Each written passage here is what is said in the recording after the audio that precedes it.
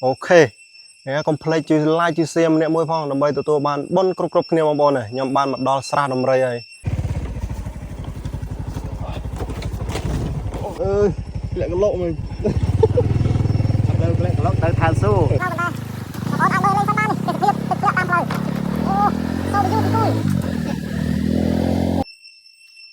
wow bong bon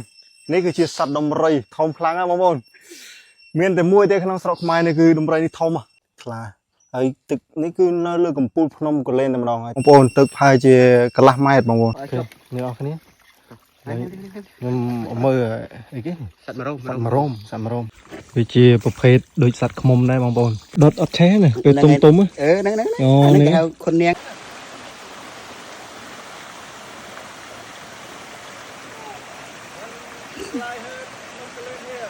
អូវ៉ាវនៅទីនេះមានអាខ្មៅមកជាមួយនេះ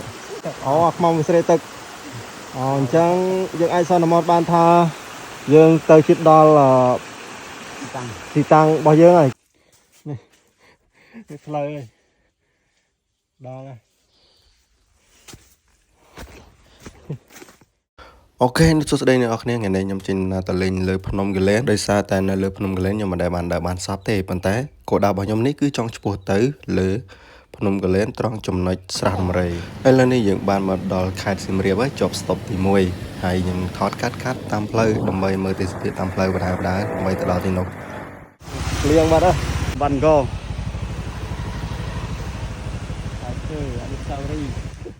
មិនដឹងថាជាហេឬក៏សោយទេអ្នកនរគ្នាមកដល់សាលារៀនគរុកសលភ្លាមស្រាមតែមានភ្លៀងពាក់កណ្ដាលផ្លូវតែម្ដងប៉ុន្តែសំណាងល្អដែរខ្ញុំបានដាក់អាវភ្លៀងទៅម្ដងកោបងប្អូន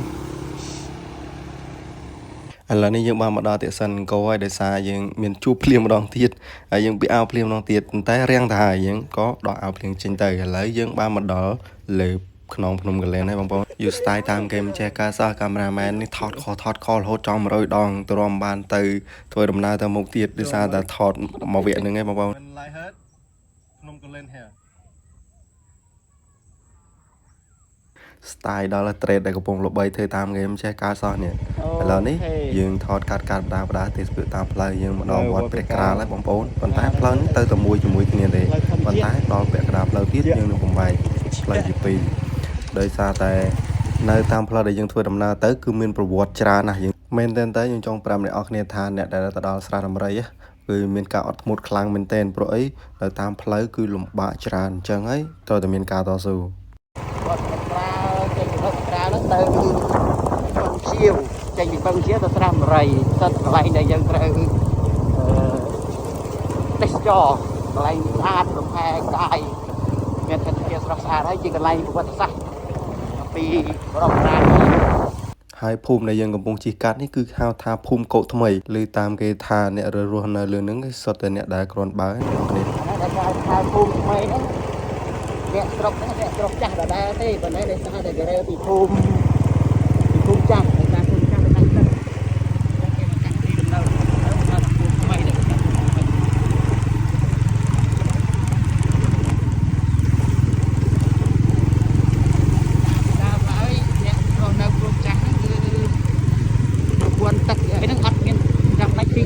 ទឹកខ24ម៉ោងស្រោចជំនួសស្រោចចំណាំផ្សេងអីគឺមាន24ម៉ោងទឹកអត់មានពុកម្ដងទេទឹកវាមានខ24ម៉ោងដល់ពេលក្រោយមកអ្នកស្រុកគាត់ត្រួសត្រាយកាត់បំផ្លាញព្រៃឈើចោលទៅក៏ដាច់ទឹកទៅព្រោះដើមទឹកមានដោយសារមានព្រៃឈើដល់ពេលយើងទៅបំផ្លាញគេចោលវាដាច់ទឹកតែពេលដាច់ទឹកយកគាត់មានឲ្យកាត់ដល់ពេលមានឲ្យកាត់ដល់ដងភូមិចេញដល់ពុំមកនៅកន្លែងផ្សេងតែមានទឹកចាស់ថាពុំអូខេអ្នកនរគ្នាឥឡូវយើងបានមកដល់អាស្រមគុហាលាងថ្មមនោរាជហើយឥឡូវយើងឆ្ពោះទៅមុខបន្តទៀតតើនៅសល់ប្រមាណគីឡូទៀតគឺផ្លូវនៅទីនេះគឺសុទ្ធតែខ្សាច់បណ្ដោយសាច់សុទ្ធនេះគឺជាផ្លូវឆ្ពោះទៅកាន់ស្រះដំរីប៉ុន្តែនេះជាផ្លូវដែលផុតចេញពីភូមិហើយគេហៅថាក្នុងព្រៃអ្នកនរគ្នាប៉ុន្តែតាមការអង្កេតរបស់ខ្ញុំឃើញថាព្រៃនេះជាព្រៃល្បាស់តូចតែប៉ុណ្ណោះយើងអាចមើលឃើញទេសភាពនៅសងខាងផ្លូវបានហើយនឹងពន្លឺថ្ងៃហើយនឹងទេសភាពព្រៃភ្នំយ៉ាងស្រស់ស្អាតតែម្ដងសំខាន់ផ្លូវគឺខ្សាច់ពណ៌ស ហើយនឹងមានទឹកហូរកាត់ផ្លូវរឹមហើយនឹងទឹកដក់កលេកកលោកផងដែរហើយជាពិសេសនោះគឺមានដានម៉ូតូដានឡានគេជិះមកដែរបងប្អូនប៉ុន្តែមិនដឹងតែជិះពេលណាទេព្រោះអីមុនខ្ញុំមកនេះត្រូវបានភ្លៀងមួយសាហើយប៉ុន្តែនៅតែឃើញកន្លងដោយសារកន្លងនេះគេមកផុតហើយប៉ុន្តែខ្ញុំទៅនេះគឺអំឡុងពេលម៉ោង3ក៏មិនធ្វើដែរយើងនឹងព្យាយាមអត់ធន់ធ្វើដំណើរដល់ស្រះដំរីបានដោយបំណងដោយសារខ្ញុំធ្លាប់ឃើញគេផុសវីដេអូផុសរូបភាពនៅលើស្រះដំរីភាគតិចមែនទែនអញ្ចឹងខ្ញុំគិតថាប្រហែលជាមិនសូវមានអ្នកមកដល់ទេមែនមើលផ្លូវបងប្អូនគឺមិនសូវមានអ្នកមកដល់ទេអូស្លេកលោកដល់អីអីនេះគឺថាផ្លូវលីទៅនរកផ្លូវសើទៅក្លែកលោកទៅថាស៊ូផ្លូវលីតែកាន់តែកង់បោះដៃមួយទៀតជឿទៅនរកផ្លូវក្លែកលោកថាស៊ូចាប់អីស៊ូហើយណាវិញ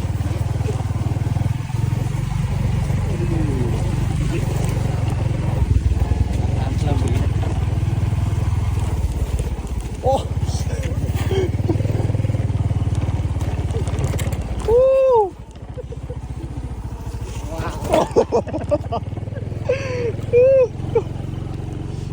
សបាយអូនហើយបងប្អូនដល់ឡាននេះហើយអូខេអ្នកនរគ្នាខ្ញុំមកដល់លើកំពូលភ្នំកលែនហើយនេះអ្នកនរគ្នាមើលឃើញទេនេះជាវត្តព្រះក្រាលបាទផ្លូវនេះយើងឆ្ពោះទៅកាន់ស្រះដំរីហើយយើងជិះដល់ពាក់កណ្ដាលផ្លូវហើយបាទគឺចង់ថតទេសភាពឲ្យអ្នកនរគ្នាមើលថានៅទីនេះគឺស្អាតខ្លាំងហើយនៅក្រោយខ្ញុំឃើញតបូលព្រះវិហារព្រះក្រាលបាទវត្តព្រះក្រាលហើយយើងអាចជិះតាមផ្លូវនឹងបានហើយតាមផ្លូវនេះគឺអូយទេសភាពមិនបាច់និយាយឲ្យ red 10 លើ 10 ហ្មងបងប្អូននេះមានទឹកធ្លាក់ទៀតនេះទឹកធ្លាក់ហើយនេះហើយតិចស្រាប់មកនេះខ្ញុំមកនេះគឺម៉ោង3ឯងបងប្អូន3ហើយយើងតិចទៀតយើងនឹងឆ្ពោះទៅកាន់ស្រះដំរីតិចទៀតខ្ញុំនឹងសូអ្នកនរគ្នាមើលទៀតនៅតាមផ្លូវថាមានអីខ្លះចង់បង្ហាញអ្នកនរគ្នាអូខេអ្នកនរគ្នាកុំភ្លេចតាមដានណាអូខេបាយវ៉ាវបងប្អូនអើយពេញលេងគ្នាយើងនេះផ្លូវជិះទៅស្រះដំរីបងប្អូននេះអត់ទាន់ដល់ស្រះដំរីនៅពាក់កណ្ដាលផ្លូវប៉ុន្តែបងប្អូនអាចមើលលេងសិនបាននេះទេសភាពទឹកធ្លាក់តាមផ្លូវអូ so beautiful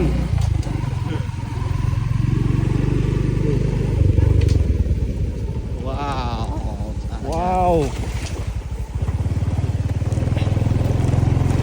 យ៉ាអាកានោះឯងអូចាទឹក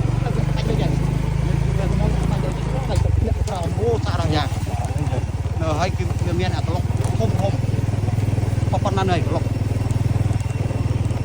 យ៉ាទឹកអស់នេះជុំមាននៅឡើយទឹកវា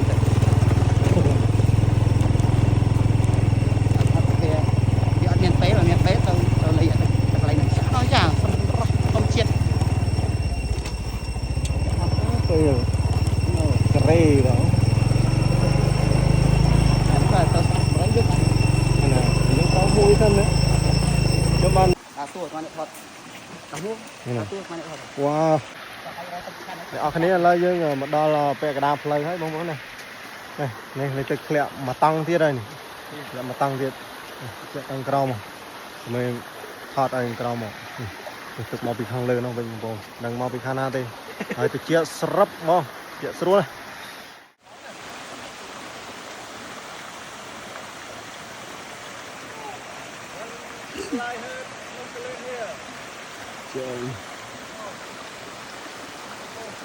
យ៉ាសារយ៉ាង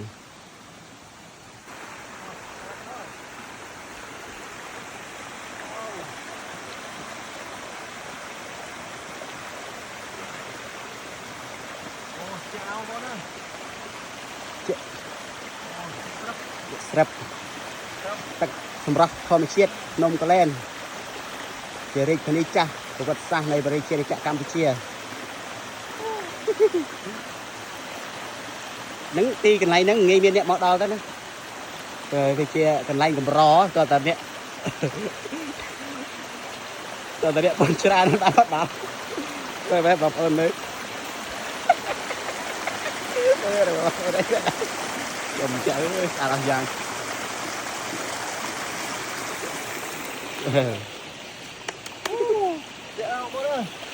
ជា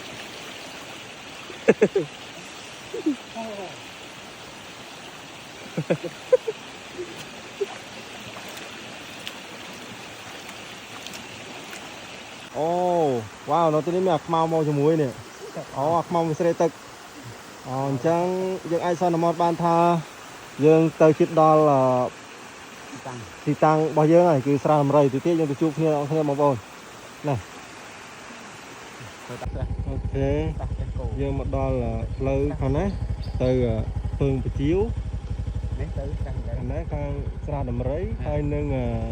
ស្រះព្រីកូអូខេតែយើងបត់ឆ្វេងមួយទេនេះអូខេតោះ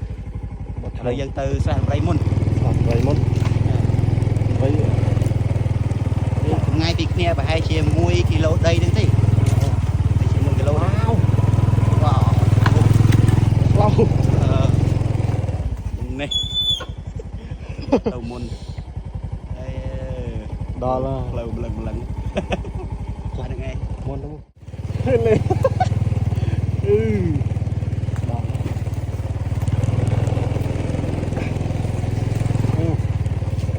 នេះផ្លូវបងប្អូននេះគឺតែមកបតោទេ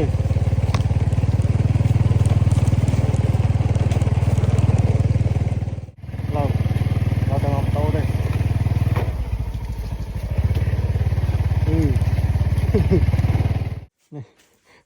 នេះផ្លូវដល់ហើយមកថយថយចុះនេះអរគ្នាខ្ញុំមើលអីគេសត្វមរោមសត្វមរោមជាប្រភេទដូចសត្វឃ្មុំដែរបងប្អូនប៉ុន្តែវាគេហៅថាវាជាសត្វមរោមសត្វខុននាងគេយកធ្វើតពោលផ្ទះអត់ឆេះណាពេលទុំហ្នឹងអូនេះគេហៅខុននាងសត្វខុននាងសត្វមរោមនេះគឺមិនមែននៅតាមព្រៃល្បាស់តូចតាចទេបងប្អូនគឺនៅក្នុងព្រៃធំវ៉ាវអស់តោះទៅទៀតខ្ញុំនឹងនាំអ្វីៗប្លែកៗជូនអ្នកនរគ្នាទៀតអូខេមុតដុល្លារកសាំង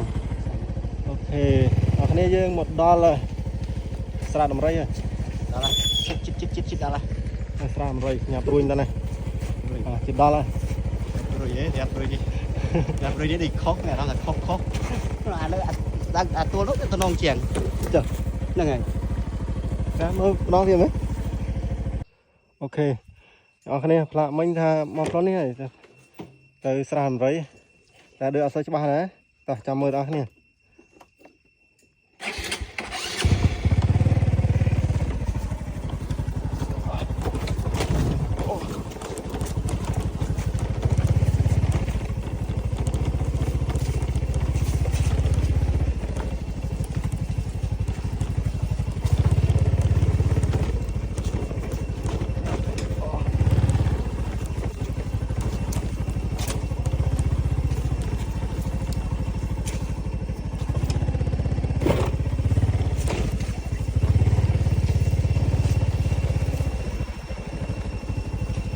នៅតាមផ្លូវមិញខ្ញុំមើលឃើញដានជើងថាមានគេមកដែរប៉ុន្តែពេលចូលមកដល់កាន់តែជ្រៅទៅដូចជាគ្មានអ្នកណាមកទេបងប្អូននេះហើយជាផ្លូវជាក់ស្ដែងមកស្រះដំរីអញ្ចឹងហើយបានជាអត់សូវមានអ្នកមកដល់នេះផ្លូវអញ្ចឹងហើយអ្នកនរគ្នានឹងត្រូវអត់ទេនេះ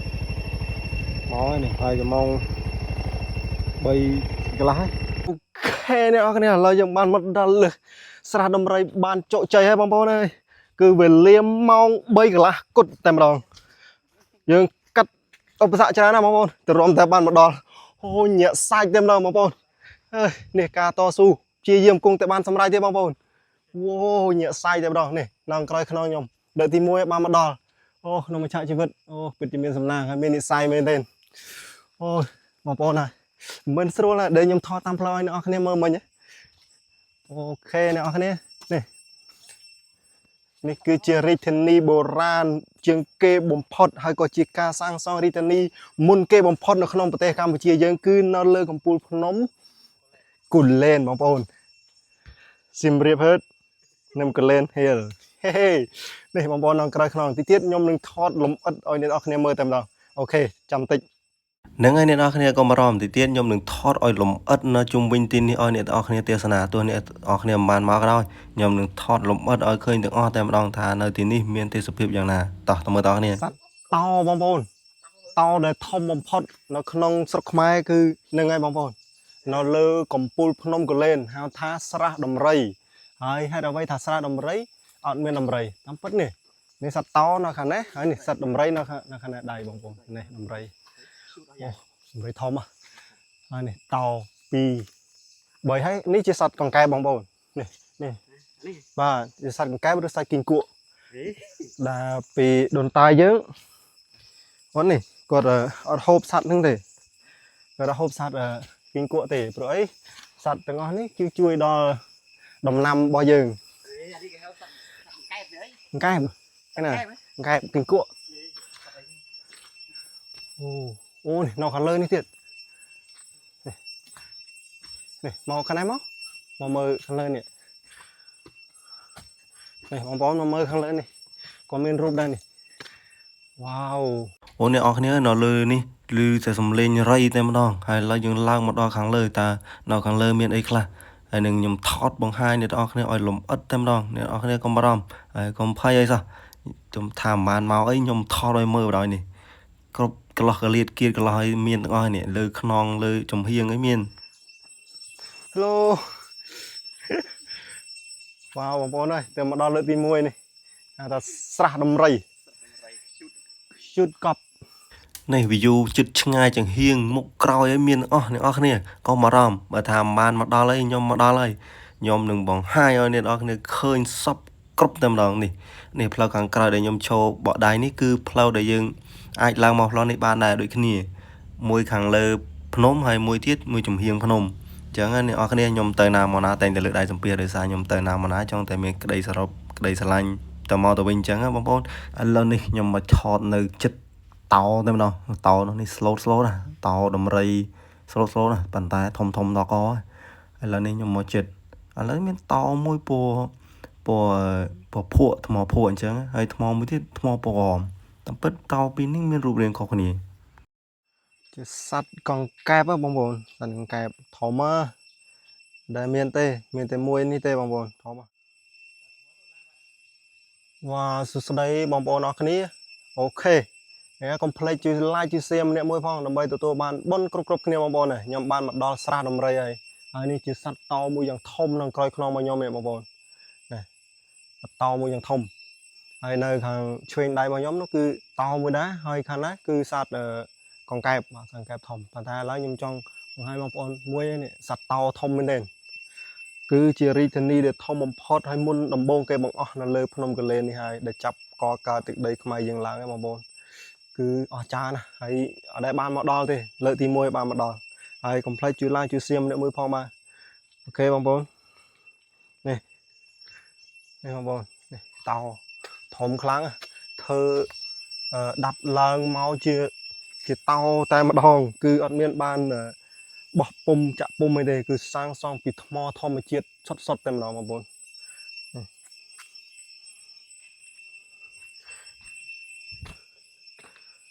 ចាណាបងប្អូនអើយបន្តាយើងពិតជាមានស្នាដៃ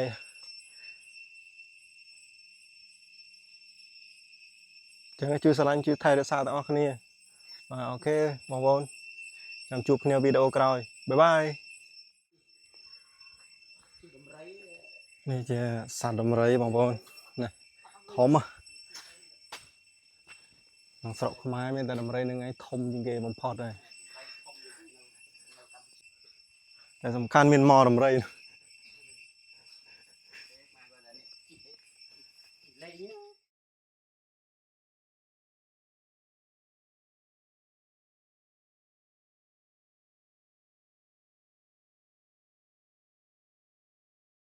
ok nè ok nè lấy những đợt tầm mười sắt đầm rầy bình đòn ta nó chết nó thông bộ pon na hay miền rụp riêng mày đài tỏ đợt tầm mười chết tương ok nè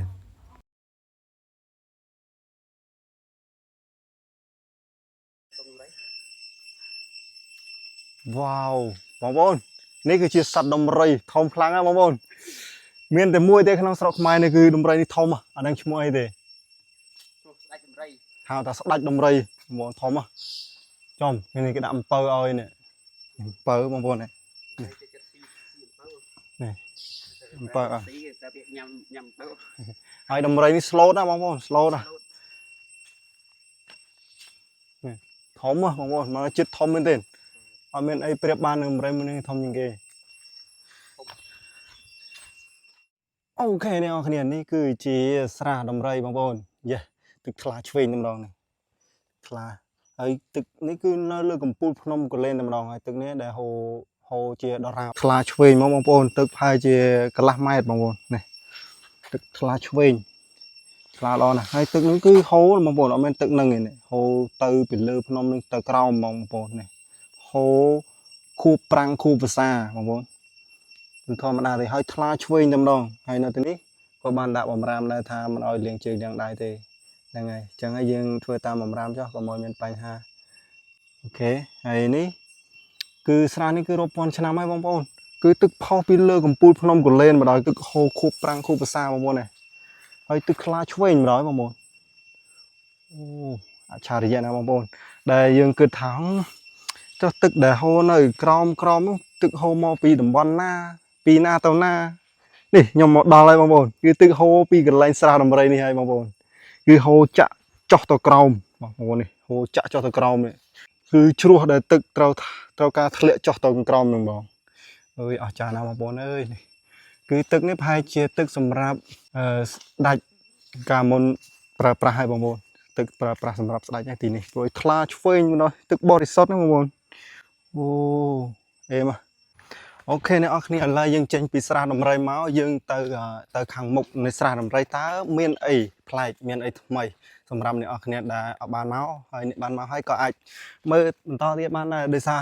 មកភ្លាមអញ្ចឹងដូចថតអត់បានអស់ទេដោយសារខ្ញុំមកនេះមករៀងយូរដែរប្រហែលជាកន្លះម៉ោងនេះដោយសារខ្ញុំមកដោយខ្លួនឯងស្វែងរកដោយខ្លួនឯងបងប្អូននេះហើយគឺជាទស្សនភាពនៅខាងមុខនៃស្រះដំរីបងប្អូនកម្មចដាចាស់ដែលគេចុះចេញពីស្រះដំរីមកនេះហើយនេះយើងអាចមើលឃើញទៅបានឆ្ងាយមើលហើយខាងមុខនោះគឺជាជ្រោះចាំតិចទៀតខ្ញុំចុះទៅឥឡូវយើងមកមើលនេះមានកន្លែងសម្រាកទៀតបងប្អូនអាចមកវែងឆ្ងាយអីមានរឹងចំរយៈរឹងហើយអស់លេងហើយមានរឹងអង្គុយលេងដែរបងប្អូនអាចដេកលំហែកាយមើលថ្ងៃលិចក៏បានដែរហើយយើងអាចមើលទៅឃើញអូវែងឆ្ងាយដោយសារតែវាបែកផ្សែងអញ្ចឹងមើលមិនបានវែងឆ្ងាយទេបងប្អូនមើលទៅឃើញនោះតែគេអ្នកនរគ្នានេះមើលទៅឃើញភ្នំបូកឃើញទឹកច្រើនឥឡូវនេះយើងចុះមកដល់ក្រោមហើយនេះអូខេវ៉ាវអ្នកគ្នានេះដល់ហើយអូក្រោមនេះសិតតែព្រៃឈើអ្នកគ្នាអើយមើលឃើញទេនេះគឺតែព្រៃឈើអូខេអ្នកគ្នានេះកន្លែងនេះគឺមានក្រេមួយសម្រាប់អាចដេកលេងបានអូខេដេកមើលទេសភាពអូខេបងប្អូនណានេះមើល view តទៅនេះទៅបងប្អូននេះវ៉ាវនេះសសនេះខ្ញុំគិតថាប្រហែលជាបឹងទន្លេសាបមានអីក្រៅពីបឹងទន្លេសាបឯងបងអើយធំជាងគេអូខេបងប្អូនមានតែប៉ុណ្្នឹងហើយចាំមានអីថ្មីខ្ញុំ inform អ្នកនរគ្នានៅវីដេអូបន្តទៀតបាទសូមអរគុណ Thank you everyone complete like share ម្នាក់មួយផងអូខេ bye bye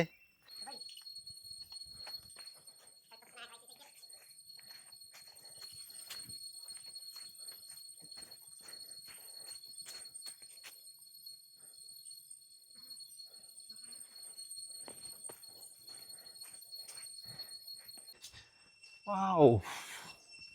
nice សត្វតោសត្វកង្កែបសត្វដំរីបាយបាយជួបគ្នាពេលក្រោយទៀតអូនោះសត្វគោមួយទៀតបងប្អូននេះសត្វគោអូវ៉ាវបានមកដល់រាជធានីដែលចាស់បំផុតនៅក្នុងស្រុកខ្មែរយើងនេះបាយបាយ